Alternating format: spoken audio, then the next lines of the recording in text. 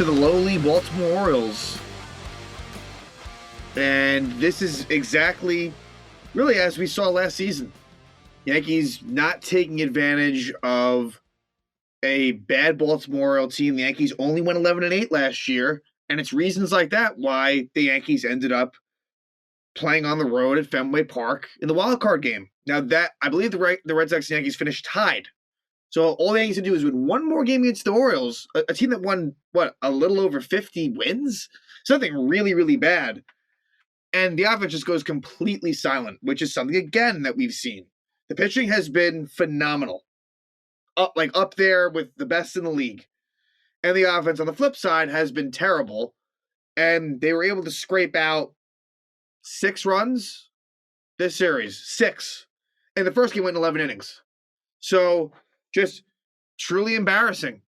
No other way to put it. Like, if you had just escaped winning 2 out of 3, at least you do that. Like, it still would have been bad, but no, you lose the series. Completely unacceptable. And, Boone can say whatever he wants and this and that, but, and people are making a big deal about, sitting out Judge the first game. Again, this sort of bench roulette situation while everyone's healthy. And Rizzo sat out the last game, LeMahieu in the second game, which they won. And I'll say, that is definitely not ideal. But I think it just goes way beyond that. Sure, if they played, could that have resulted from a loss to win? Maybe. But just overall, they just can't hit. So I think it's that's not placing the blame on the players, and they deserve a lot of the blame. Brian Cashman is the head of this. He, the credit that you want to give him for the pitching, for the hitting, it's just brutal. So I don't know what to say. Really, it's just very reminiscent to last season. And I don't know. It doesn't mean the Yankees won't end up with a good record, but for anyone to think that this is some sort of, division-winning, World Series contending team, it's just not. It just simply is not. And, there's base-running miscues. I don't know. Like, they can try to spin this any way that they want to, but it just feels very, very similar to what we saw last season, which was a 92-win team. I'm not saying that this team won't get a wild card or do the same shit, but, to think there'd be any vast improvements, it's just not happening. And what sucks is that there's some really good things going on. There really is. Nestor Cortez comes to mind. I mean, again today, 5 innings, 12 strikeouts, no runs for Nestor Cortez, continuing his brilliance from last season. So you're in a situation right now where Garrett Cole has arguably through 2 starts been your worst starter. That's a good problem to have because you figure Garrett Cole will improve. So Cortez, Severino, as we've talked about, not in this series, he didn't pitch in this series, looks great. Montgomery, the first game, really did a good job. Pitched 5 innings of scoreless ball. Bullpen has done really well too. They have no margin for error. The offense has been really bad. Gleyber Torres should not play the first game against the Tigers. I don't care if there's lefties. Gleyber Torres, I'm going to single him out right now because I feel like he kind of flies a little under the radar and he shouldn't. Gleyber Torres, we can talk about the whole, don't play him at short. Fuck all that. Yeah, obviously he shouldn't. He can't play short. But it's again, it's almost like, the reason why he couldn't hit is because, you're dicking him around. No, he just can't hit. Come on. This is someone who it's unfathomable to think that he hit 38 home runs. I really think that he might have been juicing. I know I don't like to, give takes that would appear a bit outlandish, but honestly, what's the other answer? Because it's such a drop-off. It's one thing to go, okay, 28 home runs to 10, okay. He almost hit 40, which I don't think was ever the expectation. But Gleyber Torres, right now, it's just not looking good, and I don't think it's going to get any better. I mean, sure, it can't get any worse, but I think he's maxing out as a guy that's going to hit minimal amount of home runs and honestly not that great a batting average. He's like a singles hitter who just his baseball IQ is not really all that good. So And I don't think he will play. Not only am I predicting that not only am I saying that I don't think he should play the first game, I don't think he will. I don't think he will. Even though it's against a lefty, I think he is. But at some point, it comes down to who is going to be the odd man out based on just how you do. And so that right there is a bit of an easy one. You know what? How about this? Gallo plays against righties, and Torres plays against lefties. Done. Judge plays every day. Stanton plays every day. Rizzo plays every day. LeMahieu plays every day. So on and so forth. And that's not to say that other players aren't playing like shit. I know Josh Donaldson, was a key contributor in their one win, but he's been underwhelming. Isaiah Kiner-Falefa, nothing special. So, but again, at some point, you got to stop with this. All right, it's his turn to sit. Other teams don't do that shit. Other teams, except the Rays, and for them, it's different. Those are straight platoons. That's just a different situation. They're almost banking on someone getting hurt, and someone will get hurt. But even still, they'll still try to give off days when they shouldn't. So, as far as the series, Judge sits out the first game, and it would be Jordan Montgomery pitches 5 scoreless innings, does a really good job. The only run the Yankees scored was an RBI single by Stanton. Higashioka gets a double. Rizzo grounds out, and then Stanton gets an RBI single. Stanton did go 3 for 5 that game with a couple of strikeouts. His walk-to-strikeout ratio is not good at all for Stanton. So as much as I think he's a very good run producer, easily one of the best hitters in this lineup, I don't like the fact that I wish he walked a little bit more and cut the strikeouts down a bit, but that's a story for another day.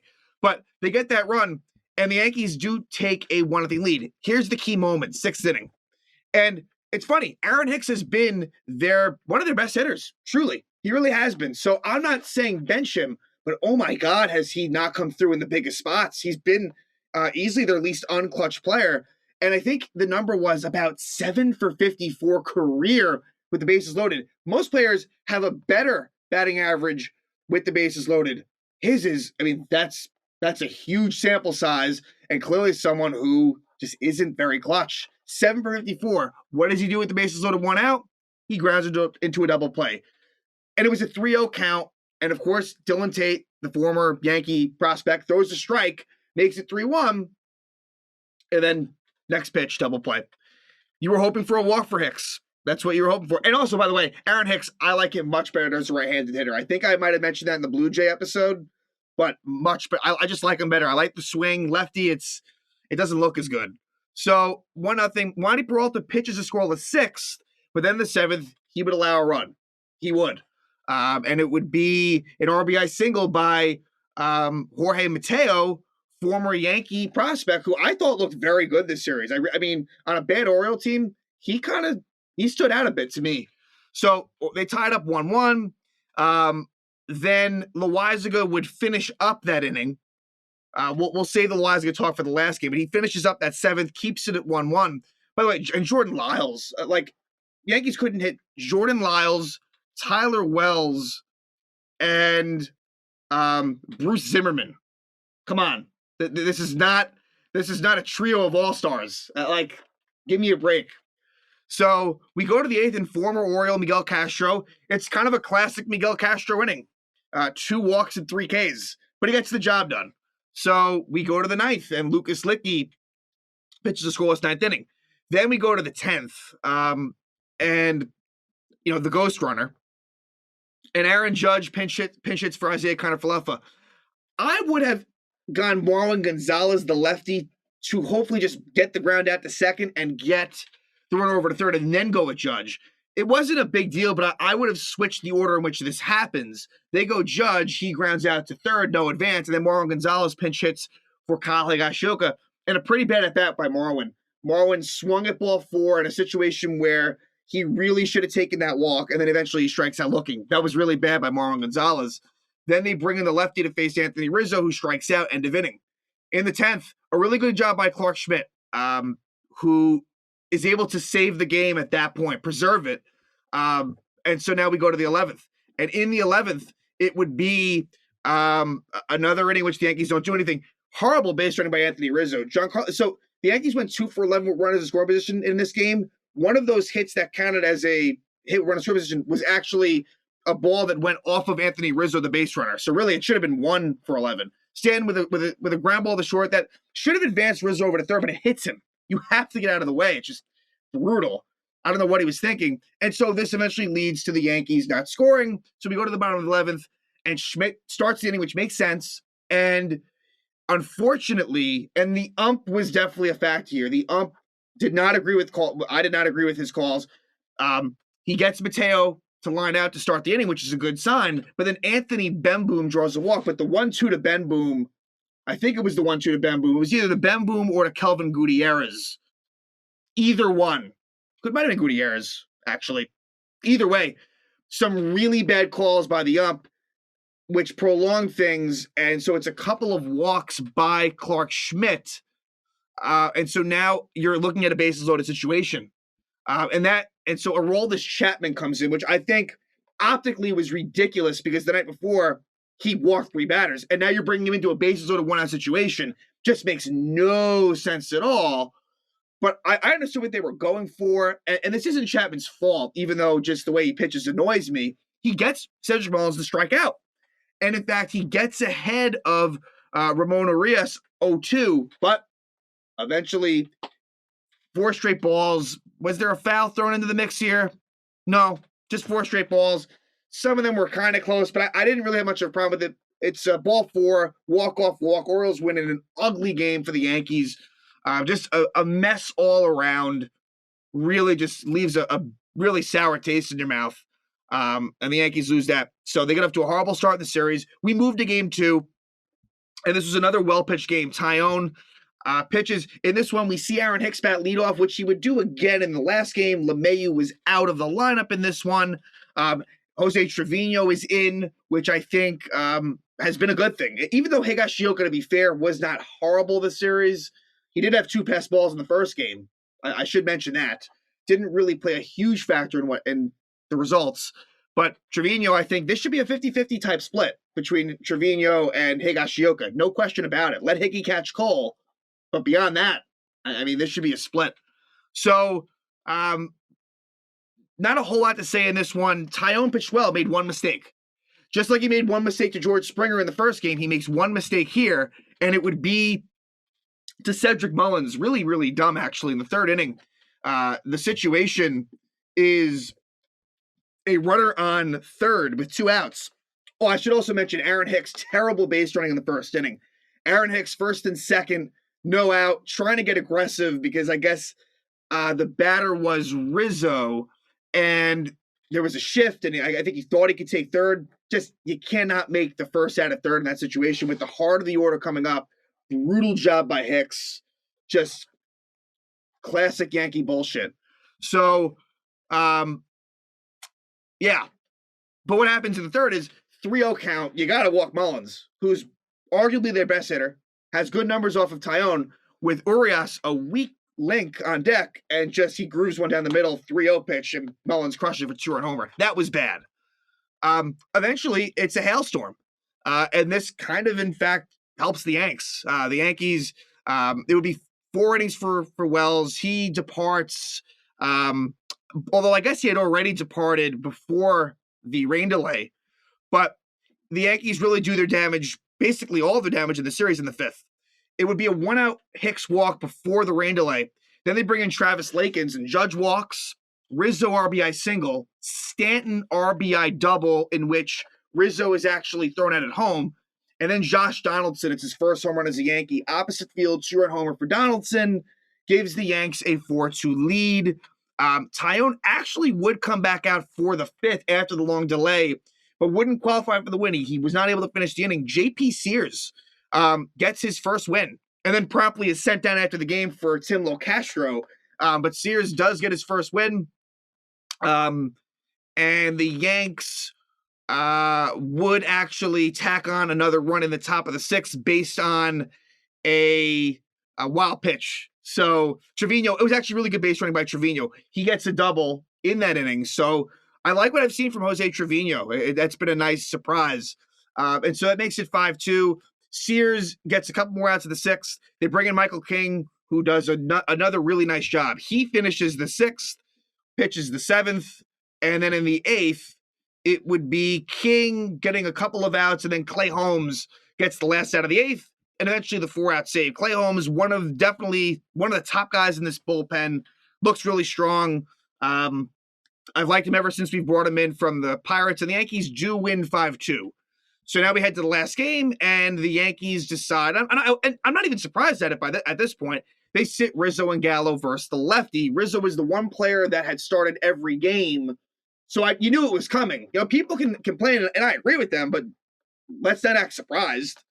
This is what they do. So a bit of a weaker lineup, but I still think that's like taking people off the hook.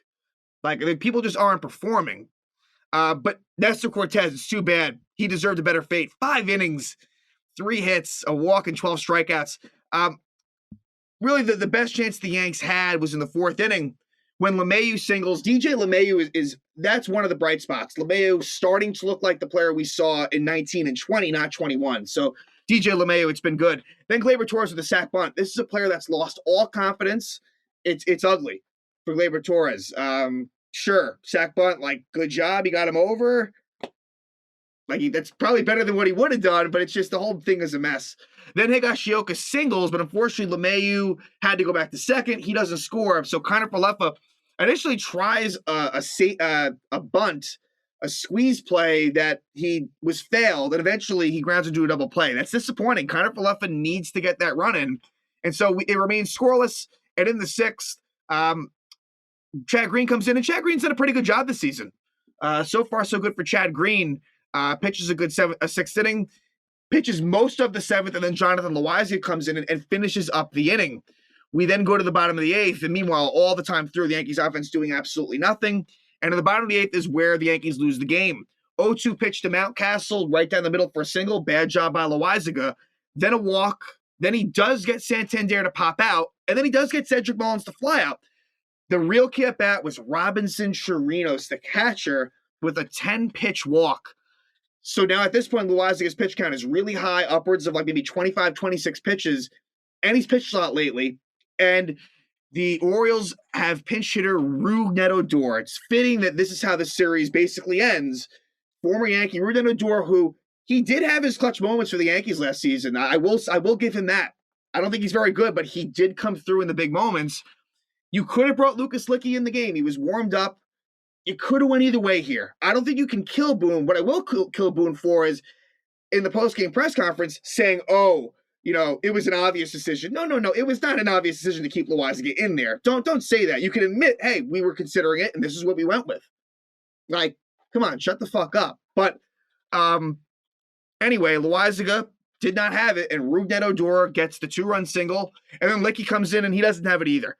It is a 2-run double for Kelvin Gutierrez, and then an RBI single for Jorge Mateo, makes it 5-0, and that would be the final score of the game. Orioles win 5-0 and win the series. Very embarrassing for the Yankees. They are at 5-5. That's what it's been. The Yankees have not been below 500 this season. They have been either at or above, and so we'll see against Detroit if they can keep that going. But the Tigers series will be interesting. Garrett Cole starts it out. It'll be Cole, Severino, Montgomery. Garrett Cole, you want to see a real dominant performance from Cole against the Tigers. I mean, let's be honest. Detroit, that's another team that the Yankee schedule is Baltimore, Detroit, Cleveland, and Baltimore again. That's where you got to get a lot of wins. Going 4-3 against Boston and Toronto, that was acceptable. But the expectation was that you do better against teams like Baltimore. But the Yankees can't hit. And so when you can't hit, it's kind of hard to win games. So this is where we are. Yankees lose to the Baltimore Orioles, and we'll see what they do in Detroit.